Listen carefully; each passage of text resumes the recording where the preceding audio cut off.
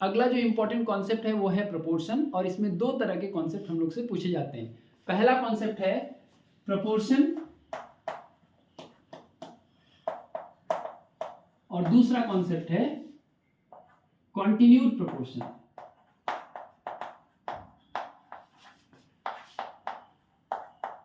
देखो दोनों का वर्ड का मीनिंग समझ लेना अच्छे से, क्योंकि क्वेश्चन में अगर ये लिखा है तो दूसरा कंडीशन होगा, ये लिखा रहेगा तो दूसरा कंडीशन होगा।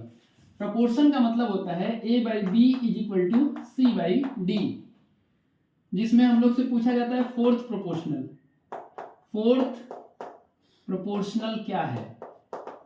तो फोर्थ प्रोपोर्शनल जो है यही डी को बोला जाता है fourth proportional.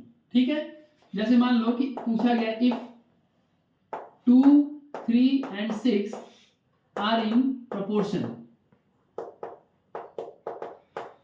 then what is the fourth proportional? या ऐसे इसी चीज को ऐसे भी पूछा जा सकता है और करके find the fourth proportional to 2, 3 and 6, मतलब 2, 3, 6 के लिए जो फोर्थ प्रोपोर्शनल है उसको पता करो। तो फोर्थ प्रोपोर्शनल जब भी लिखेगा तो कंडीशन यही वाला लगेगा, यानी आप लगा सकते हैं a by B is equal to C by D. A के जगह रखो वैल्यू क्या 2, बी के जगह 3, सी के जगह रखोगे 6 और डी पता करना रहेगा। तो क्या हो जाएगा? Product of extreme terms is equal to product of mean terms. इसी को ऐसे भी तो लिखते हैं a to b is proportional to c is to d।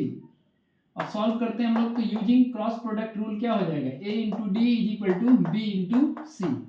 यही चीज करने जा रहे हैं, a into D is equal to B into C. तो आप लगा दो, a का वैल्यू कितना है 2, d का वैल्यू पता करना है, b का वैल्यू हो जाएगा 3 और c का वैल्यू है 6। तो d का वैल्यू क्या आ जाएगा 3 इंटू 6 बाई 2, यानी 2, 3 यानी आंसर क्या होगा 9। तो जब भी पूछे फोर्थ प्रोपोर्शनल तो कॉन्सेप्ट यही वाला लगेगा, ध्यान रखना। और डी को बोलते हैं फोर्थ प्रोपोर्शनल। कॉन्टिन्यूड प्रोपोर्शन का मतलब क्या होता है? If A B and C are in continued proportion,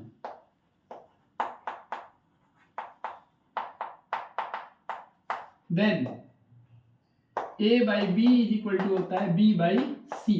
और यहां हम लोग जीरो प्रोडक्ट रूल अप्लाई करेंगे using not zero product rule, using cross product rule. Cross product rule तो हमें क्या मिलेगा? a into C is equal to B into B, या लिख सकते हैं a into C is equal to B square, और we can say B square is equal to A C. अब यहां तुम कुछ टर्म्स को जान लो। जब कोई इस तरह से कंडीशन दिया है A B C are in continued proportion, तो ए को बोलते हैं हम लोग फर्स्ट प्रोपोर्शनल।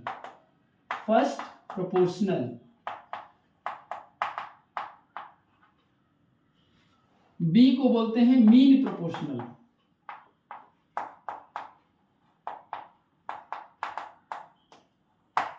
ठीक है, और सी को बोलते हैं थर्ड प्रोपोर्शनल। देखो टर्म्स को याद रखना जरूरी है कि किसको क्या बोला जाता है। अगर क्वेश्चन पूछेगा find the mean proportional to this and this, ठीक है, तो आपको ये कंडीशन लगाना है। फाइंड द फर्स्ट प्रोपोर्शनल तो भी यही लगाना है, फाइंड द थर्ड प्रोपोर्शनल तो भी यही लगाना है। लेकिन पूछा जाए फाइंड द फोर्थ प्रोपोर्शनल तो कंडीशन बदल गया, ये वाला कॉन्सेप्ट लगेगा उसमें। ठीक है, तो ये आपको पता होना चाहिए। ठीक, दोनों चीज, सबसे पहला चीज यही है। दूसरा इसमें पूछा जाता है प्रूफ बेस्ड क्वेश्चंस। तो प्रूफ बेस्ड क्वेश्चन को कैसे सॉल्व करना है उसका थोड़ा सा कॉन्सेप्ट समझ लीजिए।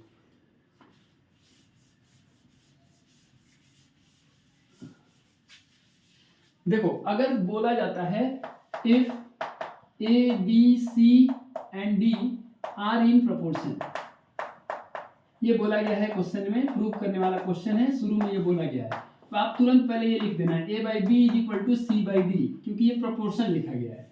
इक्वल टू लिख देना के, तो यहां से A by B is equal to K लिखोगे तो इससे मिलेगा A is equal to B K,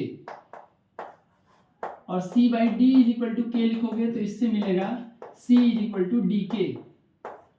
और यही वैल्यू तुमको पुट करना होगा प्रूव करने के लिए। पहला केस। दूसरा केस, अगर क्वेश्चन में लिखा है if A B and C are in continued proportion, अगर ये लिखा गया है तो हम लोग क्या लिखेंगे, अब देख लो कॉन्टिन्यूड लिखा है तो आप लिखोगे a by B is equal to B by C is equal to K. मान लो लिखा होता है A B C and D are in continued proportion, तब आप क्या लिखते, तो लिखते a by B equal to B by C is equal to C by D. मतलब ये दोनों टर्म सेम रहेंगे, ये दोनों टर्म सेम रहेंगे, ऐसे रहेगा। अब देखो यहाँ से देखो क्या हो जाएगा, A by B is equal to K, तो आप लिख सकते हो A is equal to B K. अब B by C is equal to K, तो इससे लिख सकते हो B is equal to C K. अब बी का वैल्यू सी के तो यहाँ रख दिया जाए तो क्या हो जाएगा, सी के इंटू के, मतलब सी के स्क्वायर। तो ए का वैल्यू सी के स्क्वायर रखना होगा और बी का वैल्यू सी के रखना होगा, तब जाके एलएचएस और आरएचएस प्रूव हो जाएगा। ठीक है, तो प्रोपोर्शन में इतना ही कॉन्सेप्ट है। अब इस पर बेस्ड हम लोग क्वेश्चंस देखेंगे। दो तरह के क्वेश्चन है, एक वैल्यू बेस्ड, दूसरा प्रूफ बेस्ड। तो चलिए एक एक करके करते हैं। Thank you.